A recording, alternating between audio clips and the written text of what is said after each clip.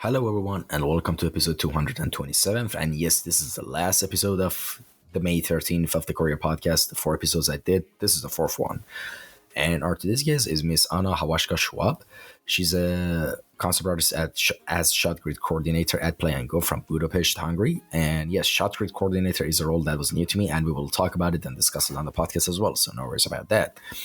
And before we jump into the question, in the forum contact section of the captions, we can see and you can also find the links to her Instagram, the link tree, the card links, Twitter, our session, you name it. Everything is there. Go check it out.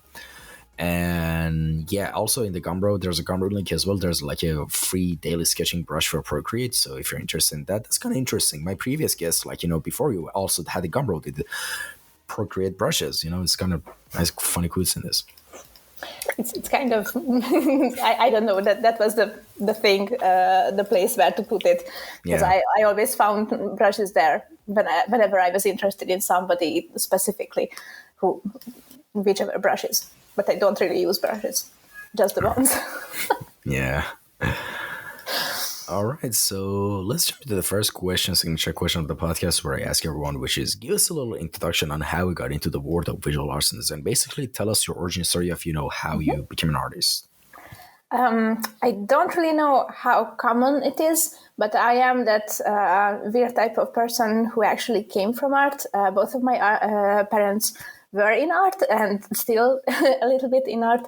My mother is actually a graphic designer and my dad is a comic book artist. So I actually grew up very much enveloped in a lot of art and creativity. Even my godmother is, I Googled this, vitreous enamel artist. So everybody around me did art, which I later learned that what was special about it among artists is that I obviously did not really suffer the not approving parents' problem. So obviously they were very supportive of my interests, because I actually, since I was able to grab a pencil or a brush, was able to do what I liked. And I was given a lot of tools as well, because I grew up with my parents' university artistic tools and stuff. I had a lot of watercolors and other tools, crayons and stuff. The only dark side to this that a lot of people wouldn't really know about is that my parents actually knew what they were looking at, obviously.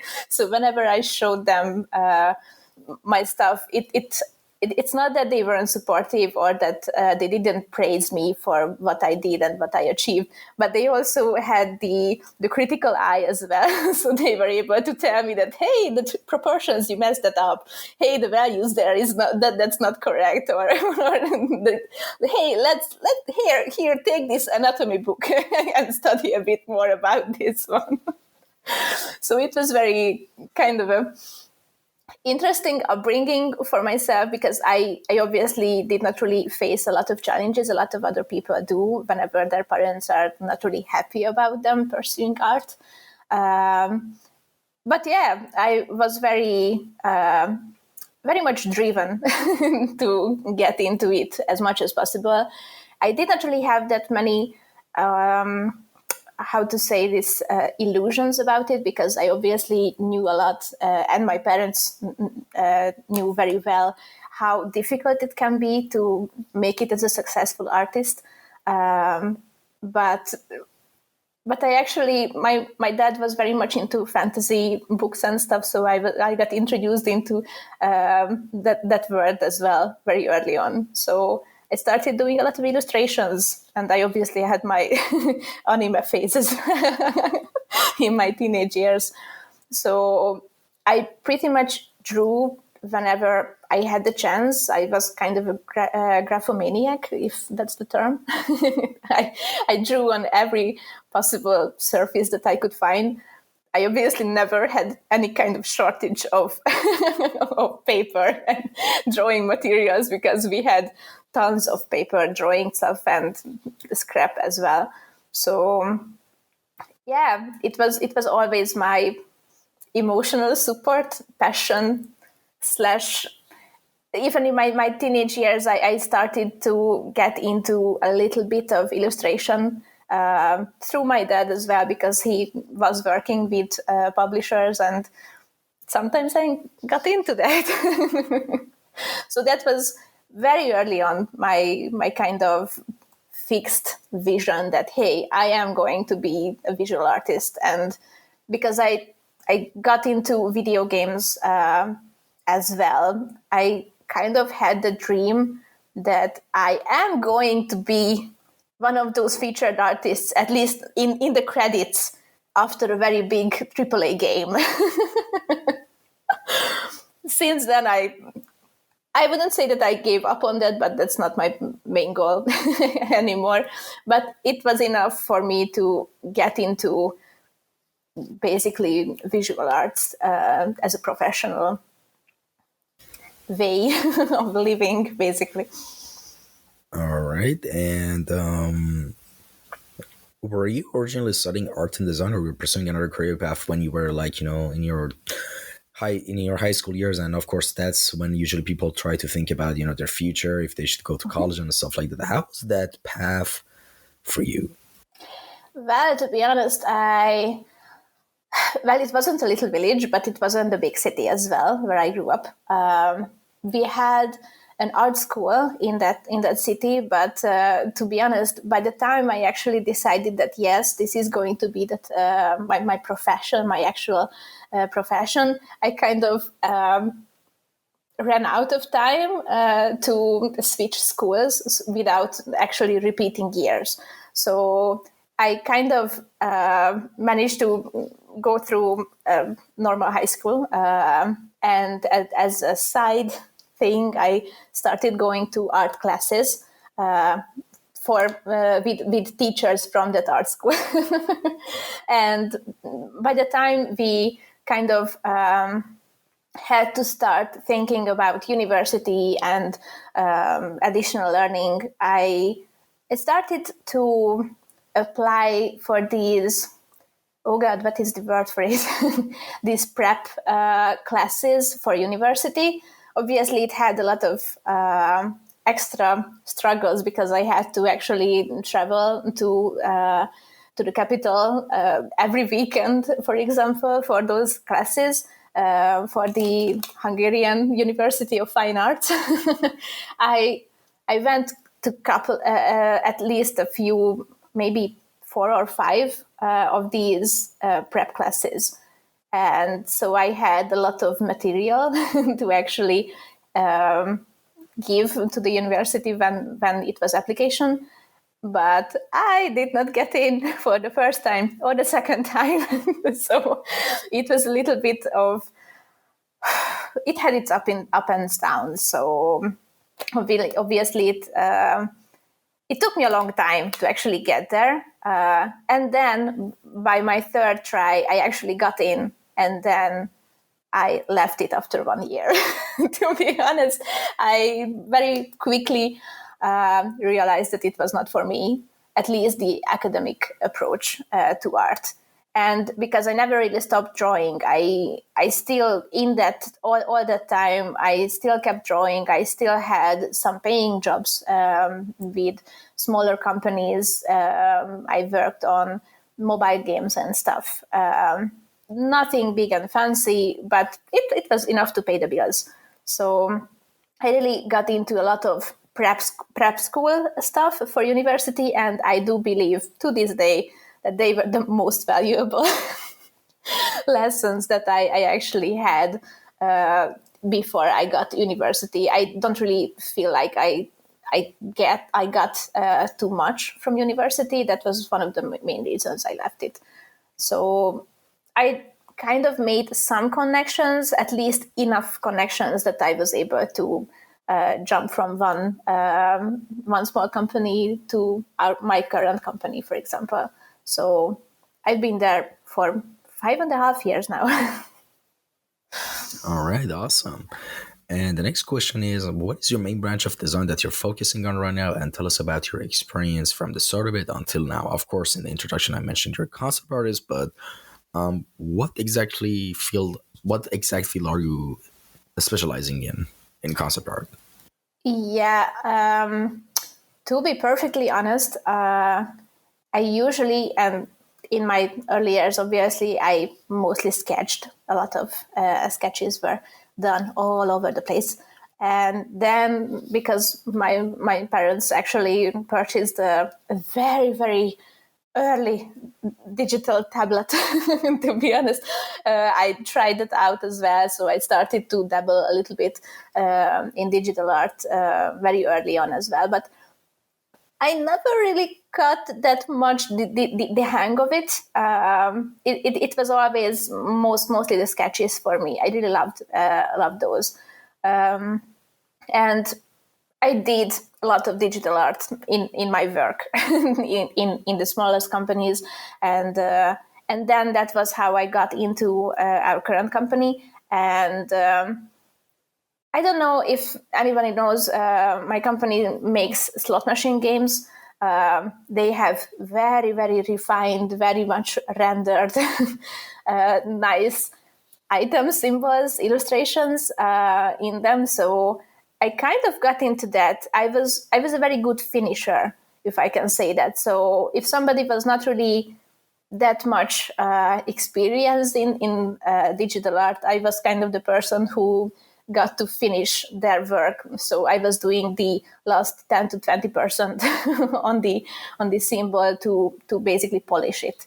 And it was kind of a term mix up at the company when they actually wanted to kind of select some experienced people at the company from the artists. And we were named concept artists for some reason. So I wouldn't say that I am very, very strong at concept art, at least not in a sense that I can usually say professional concept artists and their portfolios. I am always in awe of seeing anything that people do who are actual concept artists. I did some, but I never really got that much into it. At least I don't have too many work in that department, to be honest. And I got titled this Shotgrid coordinator last summer. So since then, because it's much more like in the lines of project management and pipeline management, basically, I don't really paint at my work anymore. So I am not involved in any game projects. But I never really gave up on drawing. I cannot really do that. I am a graphoman person in my core, at least. So I cannot really tell you which year it was, but whenever the iPad came out with the pencil, to be honest, I got the biggest one from the previous generation, and I started drawing a lot.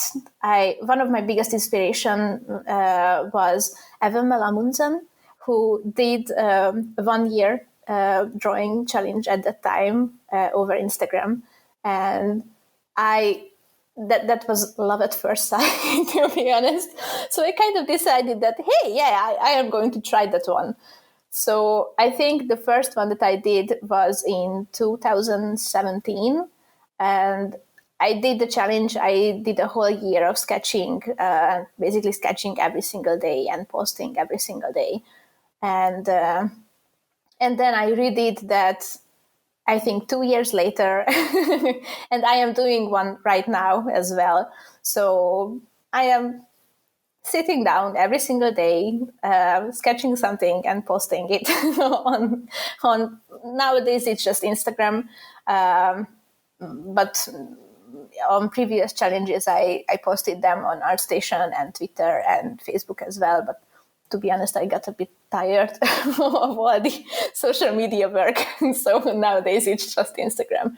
But yeah, if I would have to pick one segment of art that I really love, is probably it is sketching. I am very much in love with what I do right now, and I am interested in a lot of other stuff as well, but I never really have that type of affinity, or I don't know, that determination to stick to all of them. So my one whole true love, to be honest, is sketching right now. All right, awesome. And all right, I think I'm about to sneeze 1 second. Bless you. Thank you. And all right, so speaking of like sketching and stuff like that, how does your design process usually go anytime you want to start working on a new piece? Basically, what does the structure of your pipeline look like? Could you explain that for us? Yes, obviously, if it would be about digital sketching and digital art, basically paintings, I have a different type of pipeline for that. If it is a bigger piece, then I usually would do a lot of research of references. I am a big advocate for, yes, you have to use references, photo references, and mirrors. Use your own hands, use your own expression, use whatever you can. It is not cheating, people. Whoever likes to think that. I am very, very fond of my Pinterest reference boards. I have multiple ones. They are kind of public, I think. I haven't really posted much about them, but they are available because people usually ask about them. And one of the main things with sketches, for me at least, is that the whole challenge is not really about anything very special in terms of goals. So I don't really try to achieve something by sketching other than keeping my passion in place. So I tend to not think a lot about it. So people have been asking about some kind of tutorials about how I do things, maybe voiceover, video recordings and stuff where I can keep telling people what I am doing right now. But it is kind of like a process of journaling for me, to be honest. And not in terms of, hey, this has happened today with me, so I am going to draw something about that specifically. It's just whenever you have that kind of jumble of words or thoughts or feelings in yourself, whenever you try to put them down on paper or canvas or something like that, they kind of get organized a little bit, a bit less chaotic, if I can put it like that. So I usually, because I have to draw every day, I would say force myself, but obviously it's not that much force in it for myself. I don't really give myself time to think much about it, if you know what I mean. I usually, if I feel particularly out of ideas, then I would just simply go to my Pinterest and just pick out something that catches my eyes, and I do some kind of study of it. Maybe I mix up some parts of it, change the hair, change some parts of the pose. I would add nice little details, some fantasy stuff that I would think would make it more interesting for me. Other times I love reading, and I love doing a lot of illustrations from scenes that felt particularly graphic to me. So I really love putting those on paper, because they can be a very, very big inspiration for me, source of inspiration for me. And sometimes I even use story dice because that can be very much fun, to come up with something absolutely random based on what the dice gave me. And because now I am actually doing the mermaid challenge. It's pretty much a given that, yes, I am going to do some mermaids today.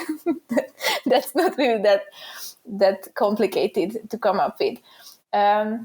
So the way I am seeing my process, how it goes whenever I open up my canvas, for some people, and sometimes for me as well, it can be very intimidating to see one big white expanse and seeing it so empty, and now you have to put something on it. But with the kind of special circumstance that you don't give time to yourself to start panicking on it. You just put down your pencil and start moving your hand. And that's pretty much what I usually do. Even if I don't know anything about what is going to be that day's sketch, I just start with, for example, some lines, some circles, and very soon it will start to give some kind of expression, an idea of expression, an idea of a pose for me, and I will kind of mindlessly go with that. So I started very chaotically. It will be very, very messy. I love, just today I received comments is, oh, it's so clean. What do you mean, people? I do believe my art is anything but clean. It is usually very chaotic and very, very messy. And I don't really feel like cleaning it up. So I a lot of the times I leave it very messy and very dirty in a sense that so many searching lines will be kept in the sketch. I won't erase them. Sometimes I don't really even know how some of them get erased because I don't really pay attention to them. So it just, I let it breathe. I let it have its own life. And yeah, I try as much as possible not really to stress about it, because that's kind of the freedom of not forcing yourself to a goal other than enjoying the process and other than liking what you do. Because I grew up with artists, and I I live my life between artists, amongst artists. So yes, I am very much aware that so many people hate their work. And I always felt a little bit weird about not hating my work, to be honest, because I usually like watching back my earlier stuff, because even if it wasn't that good, or if I messed up some proportions or anatomy or something like that, I do still remember all that nice feeling that process gave me while I was working on those pieces as well. By now I have, oh my God, thousands of works, obviously. So I have a very big pool to look back on. And even then, I usually keep thinking that, hey, yes, obviously I would do very, very differently nowadays what I did there. But I still kind of admire a little bit my way of thinking back then, because you have to let yourself making those type of mistakes. Otherwise, you won't really make any progress anytime soon. So that is probably it. All right. And actually, this is an interesting question. What was the first art job paycheck you ever got, and what was it for, and how did you feel at the time when you got it? Basically, the first time you ever got paid for your art. I do believe it was a tiny little picture book for children about manners. It was a very cute little book. It was through... I got introduced to a publisher through my dad, because he was working with a publisher, and they saw my work. So they thought that, yes, this will do really nicely for a little book. And I did quite a few illustrations for them. I actually managed to negotiate a much better price than initially it was offered. So I was very much proud of myself. To be honest, my parents were very proud of me as well because of that. And it was all in all a very nice experience, because I was very determined from a very early age that I am going to earn my share as soon as possible. So I had that idea that I am not going to burden my parents any longer than absolutely necessary. So I always looked for options to actually earn my my keeping. So it was a very nice feeling, to be honest. And later on, you just keep doing what you are doing and keep uploading it, keep trying to make people see it and make yourself visible as much as possible. Obviously, I did all of that without overextending myself. I really don't like the social media work, to be honest. And I got other offers through DeviantArt, for example. I really love that kind of paid for my whole college years with book illustrations. It was really nice. It felt kind of empowering, to be honest. That's really awesome, honestly. And for a lot of people who don't know, before like social media got so big, like I guess in late 2000s, early 2010s, like DeviantArt was like the main place to go. Yeah. Like it was like the art session of that time. It was art. It was much easier to be an artist back then because you didn't have to post on like 7 different platforms at the same time. Yes. It was just DeviantArt, boom, go next. Yes.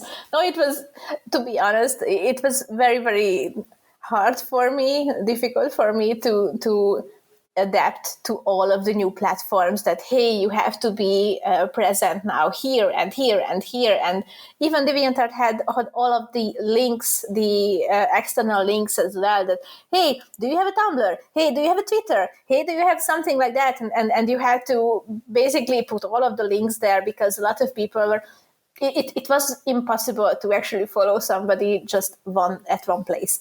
So we actually had in Hungary a platform. It was artrpg.com or Hugh. I don't know if it was a com or not.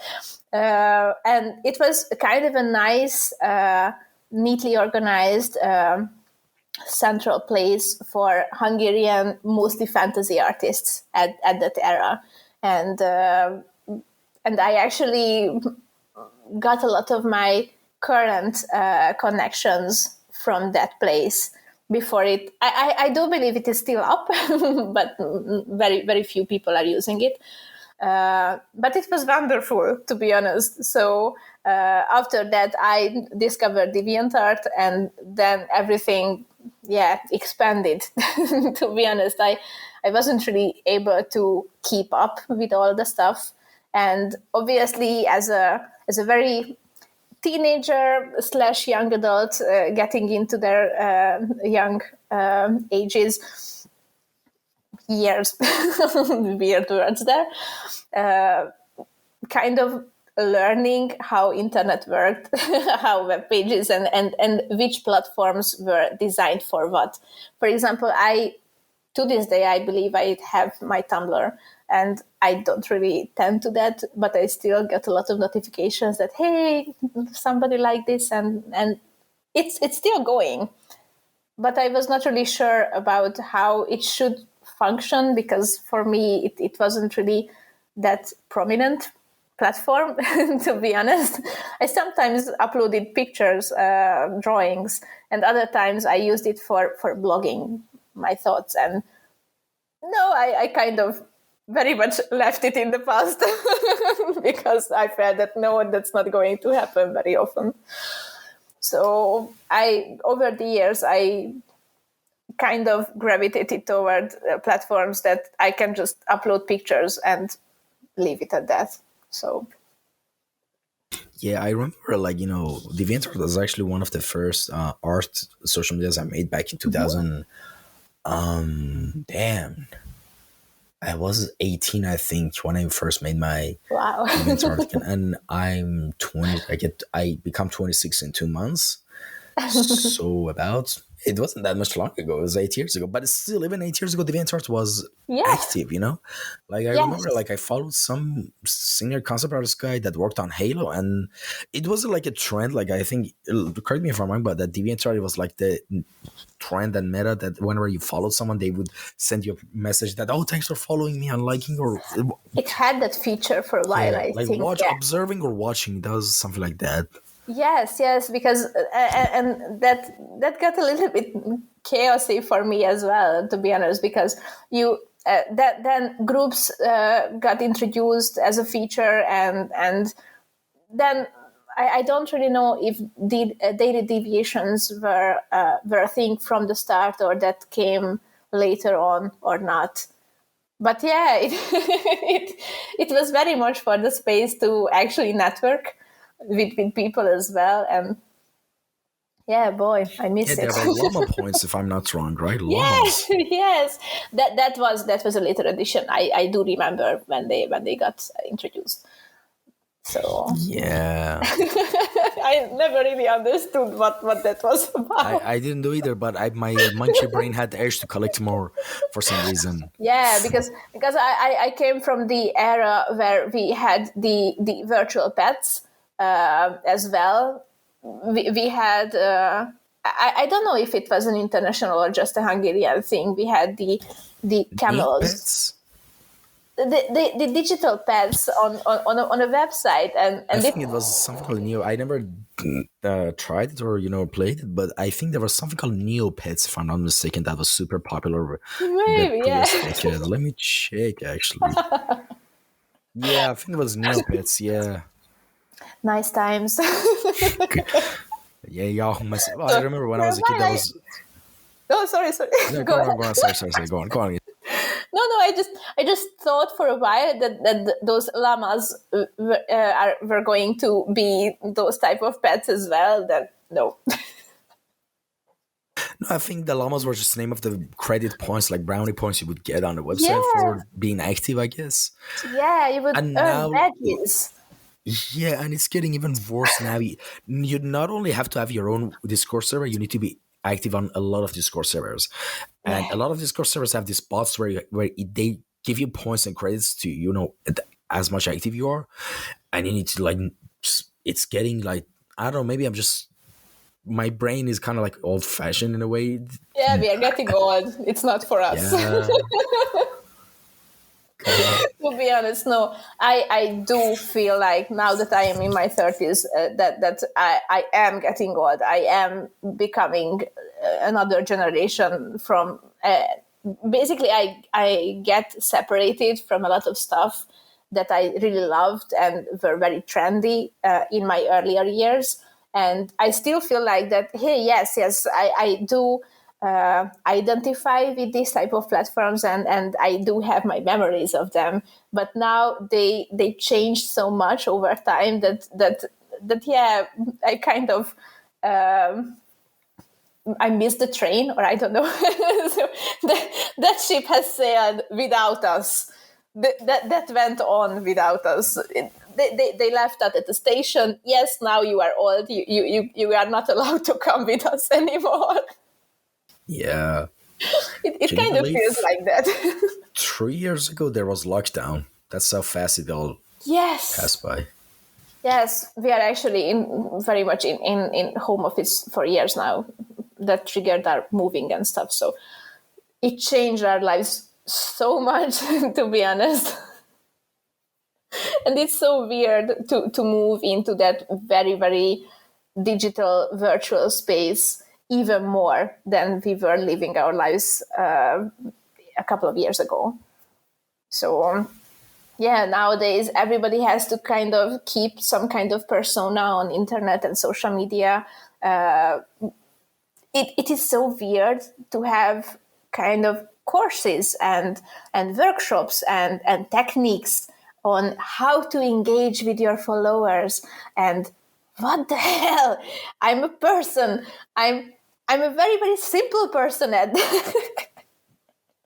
And as I mentioned to you beforehand, I do really think of myself as a very, very small fish compared to other artists and whoever is in this era, in this scene. So I really do feel a bit weird when people start asking me tutorials and stuff, and kind of I have this weird feeling that people have obviously put me on some kind of pedestal because of what they can see from my Instagram.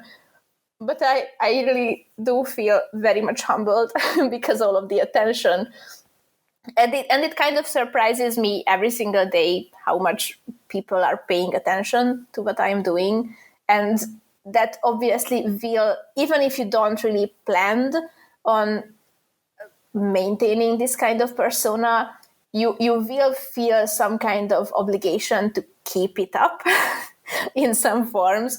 So there are some, I don't know, expectations now that you have to uphold in some way, even if that's not that big.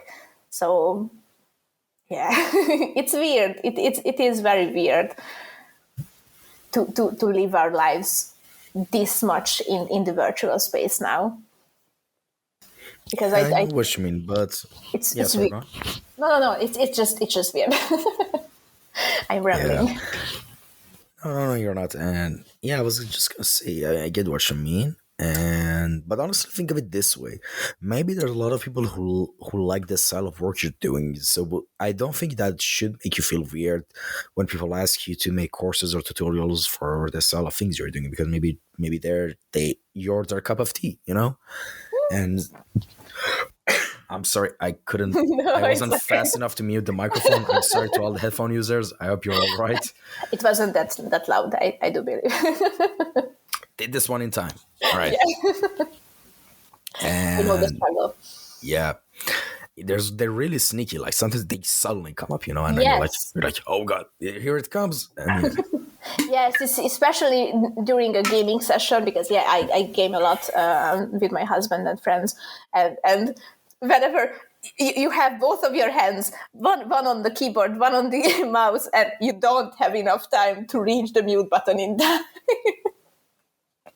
And everybody in this session is just I know the struggle very well. yeah, and I mean, mentioning Overwatch, what other games do you play aside from Overwatch? Well, I very much love RPG games. I love storytelling games. I actually read an interesting article about generations and their preference to different types of games. And it is weird that the older generation is actually very much prefers storytelling games. And yeah, younger generations are not really paying that much attention to them. But my all-time favorite game is actually Mass Effect. I have fan art over there that I did because I love that very much. I have a pendant from the game as well. So, but it is a kind of funny thing because I'm not really good at sci-fi art and stuff. But my all-time favorite game is a sci-fi game. I loved Witcher, for example, and I am currently playing through Dragon Age Inquisition on the PS4. Sorry. But yeah, for everyday gaming that we do with my husband and friends, that's mostly Overwatch. To be honest, not that much. Some small cute indie games that are co-op games. We love some kind of puzzles and stuff. But whenever I'm playing alone, I would go for the best story or the best graphic because that's my muse. I just love all the story in Mass Effect. I do believe the writers were masterminds and all the characters were done so perfectly. That's my comfort game, to be honest. Well, that's kind of interesting because I want to give two recommendations for games because I'm sure you'll love them. The first one is a game I recently finished, and it's literally, I know it is kind of overselling, but it's literally one of the best single player games I've ever played. Nice. Hands down. The art was 10 out of 10. The writing was 10 out of 10. It's like watching a really well-written, fun action movie, but it's in video game format. You have me on the edge of my seat, yeah? Yes. What is the name? It's a Guardians of Galaxy game from 2021. Oh, okay. It was one of the best 18 hours of it. The story mode gets finished in 18 to 19 hours, so that's a lot of content. and the gameplay is fun, the story is fun, and it's one of those games where even the smallest decisions and dialogues have an effect later on in the outcome in the story, and how the things work. Nice, yeah. And actually, a couple of times during the game, it has. I don't know if you watched Guardians of the Galaxy movie, but it's based on that. It's like one of my favorite. Fun, but yeah. It's like one of my favorite, basically my favorite comic-based, stories and settings in Guardians of Galaxy, in their characters and the team and everything. And there was like a couple of instances in the game that I actually laughed out loud because of how funny it was. Like some places of it, and I'm like, of course, I'm not gonna mention what they were because spoilers. And the second game I want to mention, which is a really cute indie game I actually discovered today. It's reminiscent of those old JRPGs that is very narrative rich driven game. It's really cute. It's called Fear and Hunger, and it's nah, I'm joking. It's not really cute. It's actually really terrifying. Yeah, based on the name, I wouldn't have guessed cute. Yeah, but actually, no joke, it's actually a really interesting and amazing game. It was developed by one person, and it's like one of those things that hooks you. It's miserable, but you want to, you keep playing it. Yeah. I am going to check it out because it's a really intense game, and once you die, if you don't save it, you have to start from the beginning. Oh no, those are my. Oh yeah, you have to make mistakes, but I keep those mistakes. No, because back then I started playing with Senua, and before people got into it, there was the gossip that you will have to start over if you die, and that was not true in the end. But oh boy, did that frighten me very early on. Well, actually, speaking of actual horror games, then one of my most favorite horror games ever is Phasmophobia. If you haven't played it, it's a multiplayer game. It's the maximum amount of team is 4 players. So I'm sure we can quickly find a squad. Just listen, it's extremely fun and it's scary at the same time. Sorry, no, go ahead. Sorry. No, please finish it. All right. The first time I played with some of my friends and they insisted I should install it because it's fun, I was like, nah, let's just play League of Legends, whatever. I don't want to install a new game. And we did, and listen, the first time it happened, the design of everything of this game is amazing. The AIs in this game. And basically you're a team of ghost hunters. You don't actually go hunt the ghosts. You go to a different location. You have a lot of devices in the truck outside, and with those devices, you need to find the ghost room.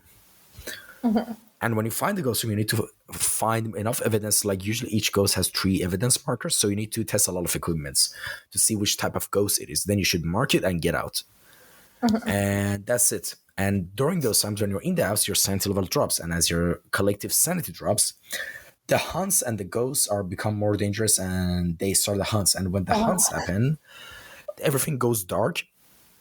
And the door to the outside gets shut. So you have to hide somewhere, and you better hide somewhere good because you're dead if you don't. Oh, no. And if you die, you become a ghost and you can spectate your friends as well. It's kind of fun.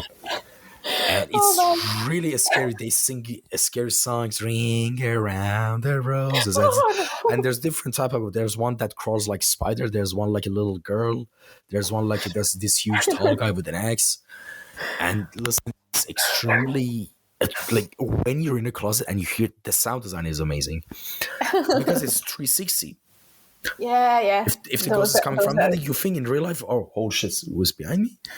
And the first time, as I said, I was saying when I playing it, the hunt happened and I didn't open. The hunt happens, the door to the house gets closed, and I was running outside, and in my face the door closed, and I kept hearing the footsteps coming by and the ghost laughing hysterically as it gets. I just alt F4. I was like, screw this shit. I'm out. No, to be honest, I really do respect those people who can enjoy horror as a genre. I am that person who scares extremely easily. So I usually, with games that have scary themes or horror themes, I am dying inside a little bit because people are telling that hey, the story is fantastic, you should play it just for the story itself. And I can't. I just literally can't. I am not able to. So I really am longing for some kind of format where people do these kind of cuts, or I don't know, this type of summary videos or something like that will actually let you know what is the story and leaving the scary parts out. So that those little scared shits like me can also enjoy those stories as well. But listen, the thing was, after a while, that scary part goes away and it becomes an adrenaline rush party with Phasmophobia. Like after a while, you learn the game and I just start trolling your teammates and the ghosts even. Like, you find a trick to just run around the cabinet and the ghost keeps following you and it go this way and the ghost comes this way, like comic movies. But still, it's really scary and just because anytime if you make a single mistake, you're dead. Oh no, I cannot take them, to be honest. I tried watching some movies, even thrillers and stuff, and they gave me such an intense adrenaline rush that I feel like my heart cannot take it. So but I just have yeah, I think you should watch a couple of videos on YouTube of people playing Phasmophobia. Yeah. I think it's really fun because if you play multiplayer, because the thing is in the game you need to communicate with your teammates. Yeah. And another thing is, ghosts, when a ghost hunts, you need to turn off your flashlight. Because on all your electronic devices that you have in your hand, because the ghost can find you with that. And the other thing ghosts can find you is with talking. So everyone should be quiet and just turn off everything, shut down everything, kill switch. Oh my, I should get paid from like the developers of Phasmophobia. Where are you guys? Like I'm doing this podcast, like I'm promoting your game like this, and I get nothing. To a very scared girl. I will let you know if I manage to watch a couple of videos. Sure. No, we have some gamer YouTubers that we watch during a meal or something like that, and especially the ones that have this kind of very joking quality to them. Those I can watch, but even that, I have to hear them laugh during those scenes. Otherwise, I cannot take it. Yeah, I know what you mean. But honestly, like, no joke, Guardians of Galaxy game is an amazing game. Like, I will check it out. And the thing that's really made me giggle like a little girl when I found out in the game, it has an extremely well photo mode. So as an aspiring artist or environment artist, I took a lot of screenshots from the game. That's great. And just 10 out of 10 game for me. Honestly. And especially as someone who loves... Yes, sorry, go on. No, I had that kind of thing with The Witcher 3. Because in that, there are so many beautiful scenes that I had to stop the game and just enjoy the view. So, yeah. And yeah, like, just I don't know what else to say without spoiling, but it's just an amazing game. Go check it out. I'm sure you'll love it because it's even if you haven't watched anything from Guardians of the Galaxy, the story still stands. You don't need to watch the movies or anything. It's just the plot is amazing, in my opinion. I really loved it. You got me hooked. I am going to check it out. Thanks for the recommendation. And speaking of Guardians of the Galaxy, the third movie recently came out, and actually it's really rare that happens. Only once or twice it happened before, but in this movie it made me cry like a couple of times. It was a really intense movie.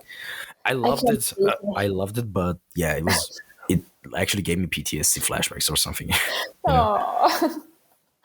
No, I can cry very easily. I cry on a lot of movies, on a lot of book stories, on video games on a regular basis, to be honest. I do have that kind of tendency that I love imagining myself into the place of people who are, I just love angst in some form. So that's one of my main muses, my main sources of inspiration when I go to sketch. I don't really know why that speaks to me. I obviously, in my teenage years, all my angst went into my art, obviously. And to this day, it is still a very cathartic experience to draw something very intense emotionally. And even if my day hasn't been that bad, to be honest, it is sometimes very, very cute when people are commenting on a very emotional sketch that, oh, I hope you are okay. And yes, I am fine. Thank you very much. It's completely fine. Don't worry.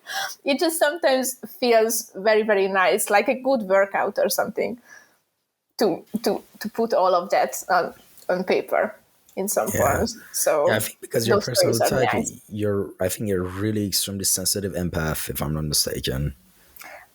Maybe I never really looked into Because it. that's literally the definition of empathy, being able to put yourself in other person's shoes to feel what they're feeling. That's called empathy, as Yeah. basic definition as it is. That's why I cannot really take a horror and thriller movies, because I get stressed out by what the main character experiences. So I remember it was what those movies are called when it's about some kind of catastrophe, some kind of natural disaster or something like that. And Oh, I don't remember the title of the movie. We watched with a couple of friends while I was a teenager in high school, and it was a chasing scene. So the characters were running from some wolves, maybe, I don't know. We on a very treacherous terrain. You would never know if the next turn you will still have a path forward before they catch you. And I just couldn't take it. I just had to get up and go to the kitchen, get a drink, I don't know, get some air, because my heart was racing so bad because I was, oh my God, I have to get out, I have to get out. I wasn't really able to get to the end of the movie at all. And since then, I'm not really even trying to watch disaster movies. That's the kind of thing. I just cannot really take them. I am very interested in the story. I'm so curious to find out what will happen without all the drama and stress and adrenaline. all right. And before we move on to the next question, I want to ask you something. I actually remember that I wanted to ask you. Who are your mains in Overwatch, actually? Oh. I am that person who is going to flex for their team most of the time. So my husband hates playing tank and sometimes DPS, so he usually plays support. I am a filthy mercy main by origin. When Moira got introduced, I fell in love. She was my absolute favorite.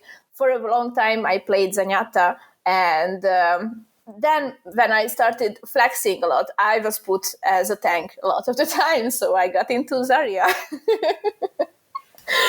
Oh yes, and since Overwatch 2, because they reworked Orisa, I really love her playstyle now as well. So I have quite a pool.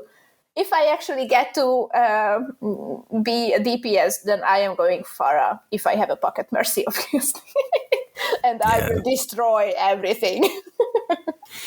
Yeah, actually, for me, like, there's a couple of chat heroes that really annoy me. One of them is actually Moira. Like, no offense, but Yeah. because No, like, I know. yeah, but good Moira players can get really annoying, you know. Yes, absolutely. And a lot of people are actually hating I don't know, it's called now TikTok Moira. I never saw videos about that. There's No, some I kind didn't of either. trend about that, and these players usually play Moira as a DPS player, and they just never heal their team and just go in and eliminate the backline, and oh God, it can be super annoying playing against a good Moira. Yeah, But I'm a and support like, player. yeah, Lucio, Moira, and Sigma. Yeah. These three are really annoying. Yes, absolutely. Overwatch is such an interesting and very, very unique game to this day, I do believe, because it's not that kind of classic shooter, because obviously a lot of people have been criticizing it for those type of characters that don't really involve that much aiming, for example. If we are getting into game design and stuff, I obviously, back then, before Symmetra was reworked for the however's time, she had the auto aim on with 6 turrets, and yes, I was playing Symmetra a lot. To be honest, it was so much fun, and people started using these type of I don't know what to call them, these type of insults that no aim, no brain type of characters with Winston and stuff. And I don't know, it was just very refreshing because people who had a very nice game sense, that type of strategic brain about how the team composition should go, but did not really have, for example, a very good PC or that nice mechanic skill in the game, were able to actually be in that type of game style as well. So I really loved the concept of Overwatch, and yes, it does have a lot of issues. Obviously, the developers will never be able to put out a patch that will appease equally the pro players and the casual players at the same time, because the skill level varies so much. So whenever one character is especially strong, that has more mechanic skill, to be honest, involved, then all of the pros will get much more stronger against casual ones who cannot really aim that much, and vice versa, obviously. So it can be a very, very tricky one, but I do love its unique place in this scene, to be honest. Yeah. By the way, I just had the question: who do I look like I main on Overwatch? Actually, I'm kind of curious. Oh God, I'm very, very bad at these type of guessing games, to be honest. Help me a little bit, at least with the rollout. DPS.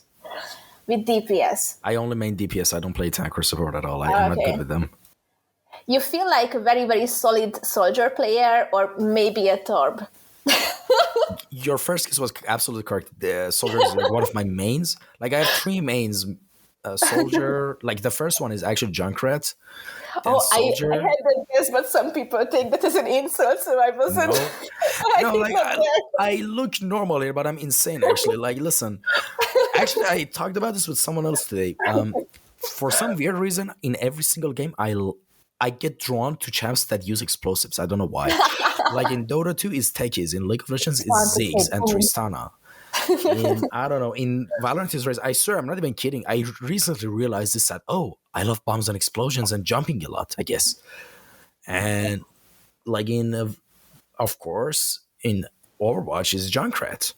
Yeah. Because I really love, it's really satisfying when you do double satchel charge jump, you know? Yes, that was a nice change. I think the main thing, my brain releases dopamine when it happens, because Raze in Valorant is kind of the same in that sense. That's really nice. I actually love Junkrat, at least since they changed that now he doesn't damage himself with his ammo when he's shooting a wall or something. Because obviously the main thing about his design is all of this bouncing, very chaotic, very unpredictable ways how he can actually kill you. And yeah, it is so much fun. But nowadays, so many tanks and other stuff can actually counter it. That, oh my God, whoever manages to make it work, that's a genius. But at the same time, actually, that's part of the reason why I love Farah, because she fires rockets, obviously, and she is afloat all the time. So if they don't have an especially fantastic hitscan player on the enemy team, then I can destroy them. Yeah. She's vicious. Yeah, especially like the thing with some champs or heroes is they're really simple, but once you actually get good with them, you can be really annoying. Like Pharah is also one of them, because with Pharah you need to get good at shooting the place the enemy is going, not where the enemy is. Yes, yes. It's a lot of prediction game. to be honest. When you are trying to play, for example, this type of sniper when you are shooting from very far away. And obviously a lot of map designs are making your choice very, very interesting as well, because obviously very, very open maps are not as good for Farah because you have some kind of cover to hide behind. Even if you have a Mercy, now that they changed Mercy's cooldowns with her Guardian Angel, so she cannot really follow you that quickly whenever you are jumping from one space to another. And if you manage to get your Mercy killed, then, well, that's shit. All So, right. Yeah, All I right, love playing Overwatch. We have a lot of Patchy Murray cliches on our shelf. Really? Yeah, we Awesome. collected them. So awesome. We went with my husband to I do believe it was the very last BlizzCon that was held in Anaheim before COVID hit. We had our engagement there and stuff. It was very nice. And we purchased a lot of Patchy Murrays. Yeah. A lot of Overwatch collectibles and stuff like that. Awesome. We had so many. All right. The kid will be very happy. Well, that's one lucky kid, to be honest. Yeah. And, well, have you ever used any parts of your dreams as inspirations for your works? No, I cannot really say that I do, at least because I don't really tend to remember them, only the bad ones. And even from bad ones, I usually keep mostly just feelings, those type of kind of desperation or depression or some kind of very negative feeling. I can channel that into a sketch, into a drawing, because most of the time, if I manage to wake up from a very bad dream, then I will probably carry that type of mood throughout the whole day.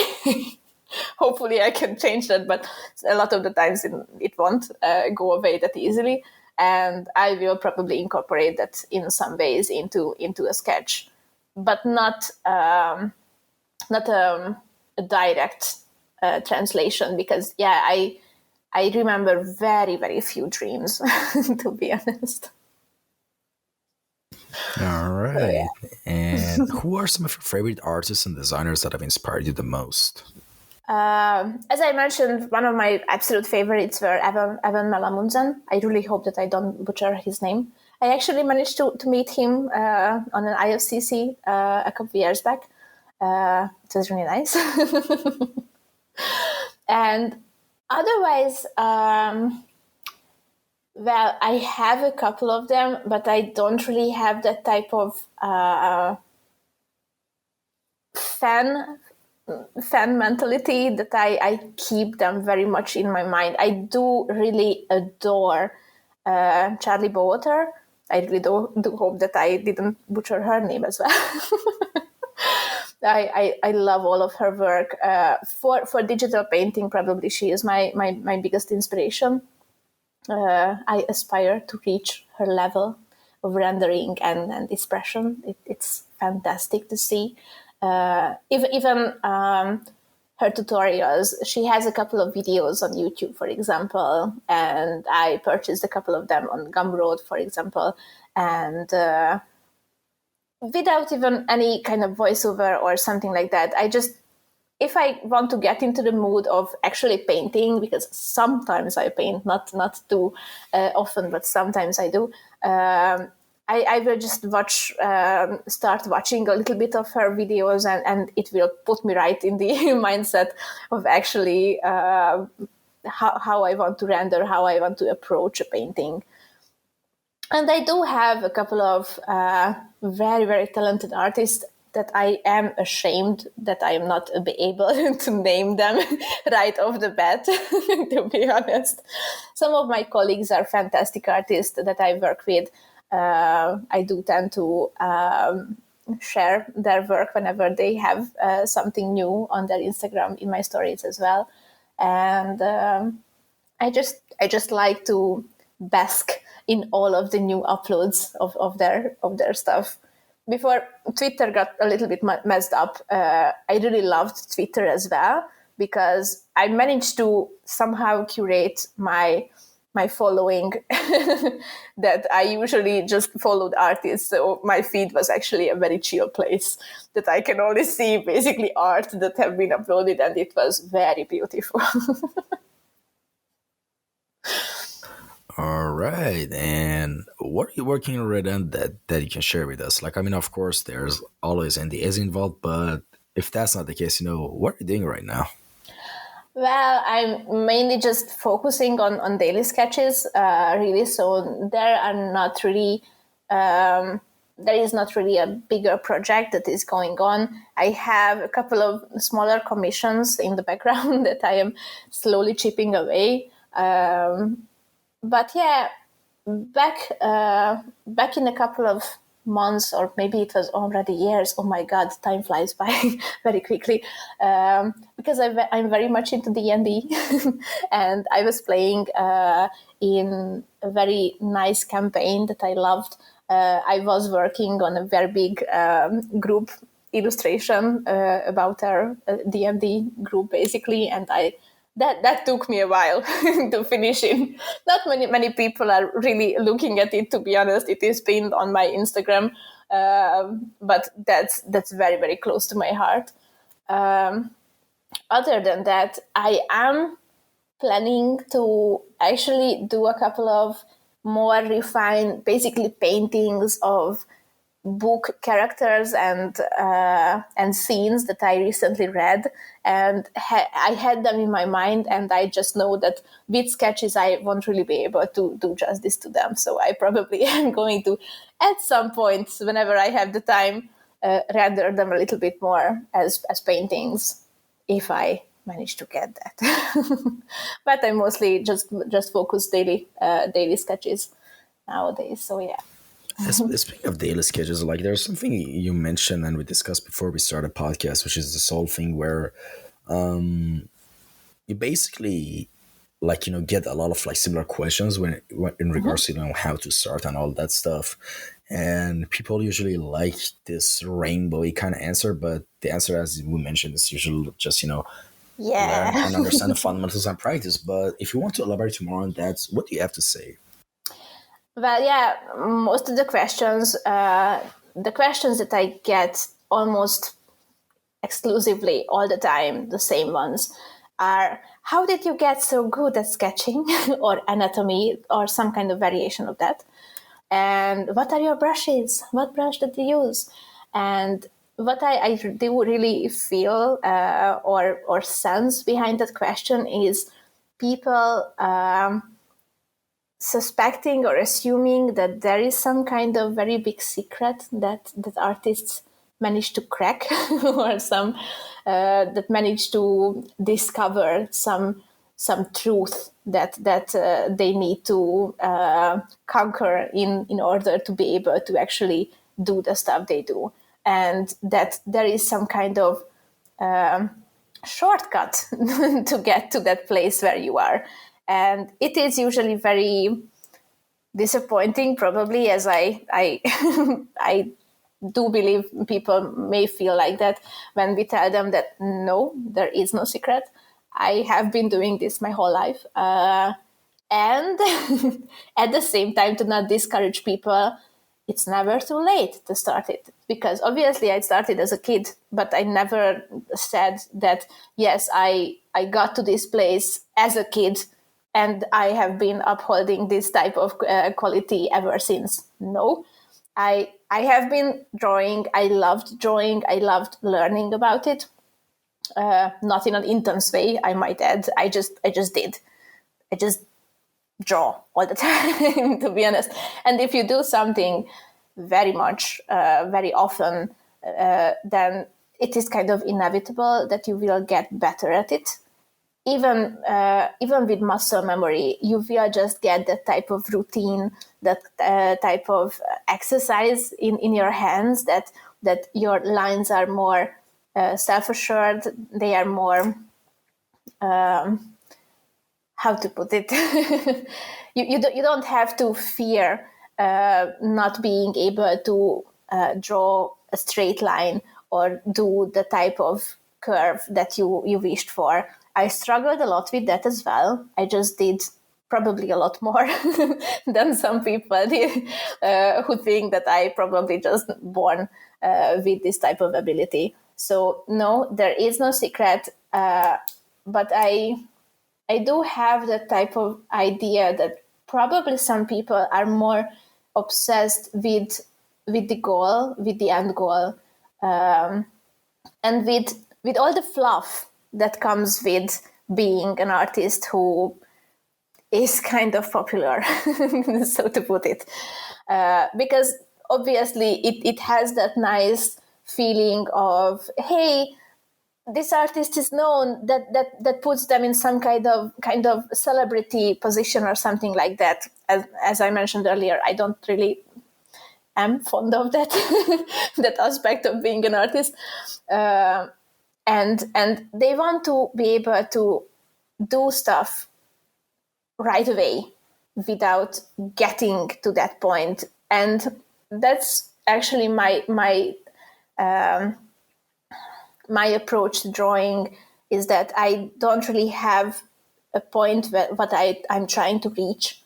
Actually, getting a lot of followers or getting a lot of inquiries about commissions and stuff, that I am really humbled and I'm really grateful for that. But at the same time, I'm very surprised and a little bit taken aback, because I never really planned on this type of thing. It just came about because I was doing this stuff and people thought that it was pretty. So it's not something I believe that you can actually plan. It's not about a brush. Brushes are nice, to be honest. You have to find the one that is more comfortable for you. For example, it was very funny, to be honest. I went into our office in a couple of months back, and I had my iPad with me. And one of my colleagues were asking about the daily sketches, and I gave him an empty canvas with my usual sketch brush, to be honest, to try out. And even the pressure that he put into it made it look very, very vastly different. It wasn't really about the brush. It was about your personality, your approach on how you like drawing. I for example, am handing my how I holding my pen is very light, very loose. I don't really love very rigid drawing, but some people do, and that's perfectly fine. So obviously I can give you my brush. It is actually free to download, as you mentioned in the introduction. It's pay what you want. And some people have been paying me, and it was very, very nice and generous of you. So for those of you, I am very thankful, to be honest, because it is free and it is very simple, to be honest, because it's a slightly modified default brush from Procreate. So it's nothing fancy or nothing special. I don't really use textured brushes or effect brushes, so to speak. So yeah, for anybody who asks about how to get where somebody else is, the answer will be at the same time the same for every artist probably, and a very, very personal, unique one for everybody at the same time. So one thing that we all do is that we practice a lot. We do it a lot. We probably do it daily, or at least on a very regular basis. And probably I would say that we do stuff that makes us happy, that we love to draw, that we love to create. Sometimes a lot of artists are actually challenging themselves as much as possible so that they can get better at other aspects of art. So maybe I am not really good at environment art at all, but sometimes I get to do a study or something like that for an interior, for example, and I enjoy the hell out of it. It is fantastic. It just doesn't hold that much interest for me, that I usually go back to my comfort zone. and I do that. And that's also perfectly fine as well. So a lot of people will tell you their personal story, how they got there. But the one thing that is always common is that they probably did a lot of practice. And it will take time. Probably it will take time. But I'm just going to throw out an idea out there for anyone who's listening. I think, had the genius idea for a structure of a drawing course. Or a painting course, whatever. Of course, you start off with the basics, but first project is draw an apple. The second project, draw an apple on a plate with a knife next to it. The next project is a basket of fruit. The next project is a basket of fruit with that same plate and knife on a table. So you draw a table and it expands, and then you add a frame to it, you add a cabinet, then you draw a room in the end, which is like the final, I guess, assignment for the first like perspective 101 module, I guess it could be something maybe. like that. Then you go out, draw the exterior of the house the room is in. Then you go beyond and oh my god, that's actually such a genius idea. Someone has to do it. Like, I'm not high or anything, but sometimes these ideas just hit me, Yeah. Like, that's actually such a fun thing. And here's the thing, everyone can translate it into their own thing, You don't have to. Oh my god, that's whoever's out there, you can grab this idea and run with it. Like, it's fine. It sounds very nice, to be honest, to go with it. Go with it. Go with it. I want you to go with it, not anyone else.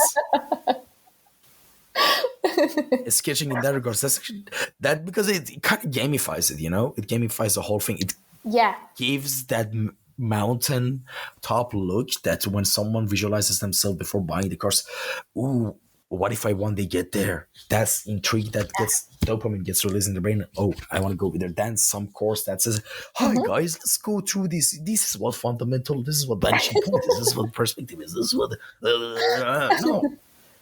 This makes it more fun. Yeah. And you should do it the way it makes it fun to you. So yeah, there's this quote from, I think that. Yeah. I think it was Hammond from Top Gear. There was a scene where he does, or I think it was James made something weird and crazy, and there's a famous quote that says, "Sometimes my genius frightens me." Something like that. Yeah, but damn, someone should do it. Come on. That could be applied even to 3D courses. Yeah. It could be applied to anything. It's suited very well for that, yeah. But especially for drawing, especially for digital painting. Yes. Or painting in general. And you can go with the same picture and just expanding the canvas. Yeah, exactly. Like, you first draw like an apple, then an apple on a plate and a knife, and apple and plate and a knife, the basket of fruit, and you draw them on a table. Then you draw them with a wall behind, with a frame or a window behind it. Then you do it with the corner of the room, which is kind of course, goes into the 2-point perspective. Then you expand with the door frame. Then you do the shot on a room where there's a door, there's a table, there's another work table, there's a bed. Then you go out in the hallway. You draw the living room, go outside, draw the exterior, draw the gardens, draw the whole alleyway, draw the houses in the neighborhood, draw a cityscape. I don't know, like draw the mountains nearby the house, draw the animals, and you can go crazy with this. Yeah, it has such potential. Yeah, and there could be a hashtag for it where people share their journey like this, and be, oh, I wonder what this guy did, Oh, I wonder what this guy did. It kind of it kind of draws inspiration from the Blender donut tutorial, where everyone has their own flavor of donuts in the end. Yeah, those are so super nice and interesting to see. To be honest, I really love those type of challenges. But the fun thing is, I don't think many people will listen to this podcast at 1 hour and 19 minutes. So this will be our little known secret, Okay. So yeah, and if you're one of those people who are listening to our conversation and you're like listening to YouTube or something, drop a red apple emoji down below, because I want to see if you know the secret too. And let's hope some apples. Yeah. All right. So aside from like art, we talked about a lot of art related stuff, but now I want to ask you this. Do you have any non-art related hobbies or aspirations you want to pursue or are pursuing right now? Well, I don't know if they count as art or against art, I have some creative affinities, so these kind of crafts and arts. So I guess the name is in art is in the name in some ways, but I really do enjoy some sewing, and I am trying to get into crocheting and stuff. These kind of things I do love. But yeah, as I mentioned, I play a lot of games. I play D&D as much as possible if I manage to get a decent group. And I love watching movies and reading books because, yeah, I think I am that kind of woman who does not really purchase bags and shoes and stuff. I purchase books. A lot of books as much as possible.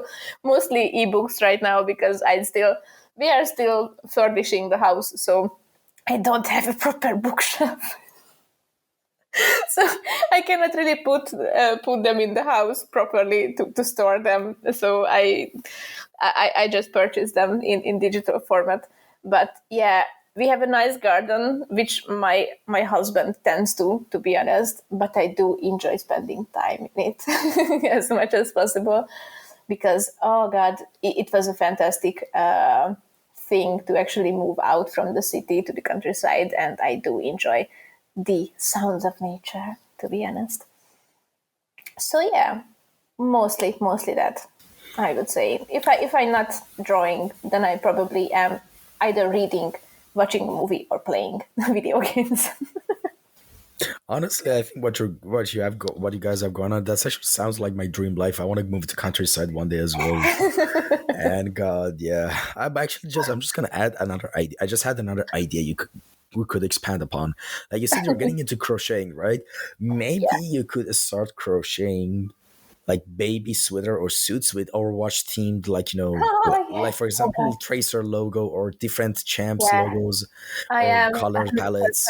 stealing that idea. Yes, I will do that. What's going on? I'm having so much ideas just firing on the cylinder. It's so nice to hear that whenever you're talking to someone and they have these flashes of ideas. Yay! Yeah. I'm not going to say that I have anything to do with it, but it is nice. No, come on. to saying that. Actually, speaking of D&D, like I've always, since I was like 14, I remember the first time I saw what D&D was when it was in Big Bang Theory series. Oh, I yeah. don't know and that was my first time I knew what it was, but I've never gotten a chance to play it because I'm personally, since I was a kid, I was a super imaginative kid, but I've never met anyone like myself to play or loves this stuff about this stuff, so I never played. So if it's possible, if you guys are having a session and you're needing a newbie inside, if you wouldn't mind, please do let me know because I want to learn this game and play it as well. To be honest, actually, there are nowadays it is much more easier to find a group and to find a DM who can run the game for you. Back then, the first I actually learned about D&D and tabletop role-playing games is that through my little brother, who got into actually DMing on earlier editions.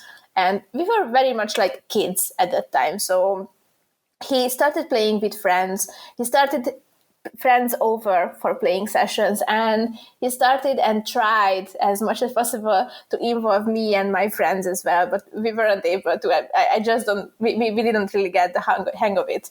And it was not until much later when an internet friend asked me, and it was maybe about 10 years ago, that not that long, but she asked me if I knew anyone who can run a game for her and some friends. And well, you are in luck. I actually know a DM very close who can run a game, and with that group I started playing, and then I got into it very much likely to the point of today. And they actually introduced me to Critical Role, because that's how they discovered D&D actually, and that's a love that holds ever since, to be honest.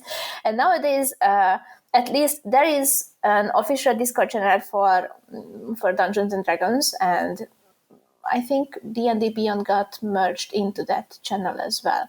And they actually have specific channels for that, to looking for group and looking for DM and looking for players and stuff. So if you just fill out the form, there you can post that, hey, I'm looking for a group, this is my name, this is my time zone, and you can very easily find the group very quickly, to be honest. What I would probably suggest and give as an ultimate advice is that not all tables are for everybody. So be prepared to search for a while and trying out different groups, because you won't mesh with everybody right off the bat, probably. At least that's the issue for me, that I have very specific ideas about what I am looking for in a group and in a game. But there are so many fantastic advice and guide videos on this type of issue: how to run a session zero, how to make sure that everybody feels safe around the table and everybody has the most fun that they can. So I really do recommend it, because not only I have had a lot of fun around D&D campaigns, it usually can have a lot of drama. It can have a lot of fantastic storytelling. It's how one of my favorite DMs called it, that this is the most fun that a human can do with their brain, to be honest, because it is a collaborative storytelling. Basically, it is all in your heads. And a lot of my sketches were actually illustrations from our sessions, to be honest. I really love that. I plan to create, for example, some kind of collection about illustrations that have been inspired from our D&D games, even if nobody would understand them, because obviously you wouldn't have the context. But they were very, very dear to me, because it usually has that type of special aspect to stories that video games can't do, because obviously you will create your very own character. You will be one of the characters in a very cinematic story with a lot of other people, and you have the most freedom in these games that video games cannot provide. And I'm getting very much into promoting D&D for everybody, and I usually do this. That hey, I do believe that I think everybody should at least try D&D during their life, at least once, if not all the time. If it's not going to be a passion, then be it. But let's try it at least, because it can give you so much. All right, awesome. And well, last but not least, we've reached the final question and section of the podcast, which is called Time Capsule. So let me explain. Imagine the scenario that you're in a space shuttle, you're in your escape pod of the shuttle, and you're about to get ejected into the depths of space to never ever be seen or heard about. And there's a timer on your capsule that it says 2 or 3 minutes, something like that, like a really short amount of time. And this is actually awesome, because you're also into D&D, so this actually works for you, me explaining the whole scenario to you. And in that moment, you kind of accept your fate, and you take the voice recorder device from your cabin, and you record your last possible words that could be expressed from you. And in that situation, what would you love to express from yourself, another human being, to any other human being who might listen to the other side at any point of time in future? Mm-hmm. To be honest, I actually checked a couple of previous podcasts for this and tried to think ahead a little bit on what can be a proper answer to this type of question. And it's kind of one of my guides to life itself, if I can call it like that, is that it really does not take that much effort for anybody to be kind. to be kind to others, to be kind to yourself, to be kind to basically to your environment. And you should always try as much as possible to behave and to give out things that you really wish to receive yourself, and how you wish to be treated by others. Because I do believe that it matters how you will be remembered, and you don't want to be remembered as somebody who never really cared or never really put any effort into something that mattered to them. So try to be the person that will be remembered as somebody who was kind and who was trying to be good. Basically, that's it. All right, awesome. Thank you so much for coming by. It was a real pleasure. And where can people contact you if they had any questions? Is Instagram okay? Yes, Instagram is okay. I think I actually put out my email for a contact me button.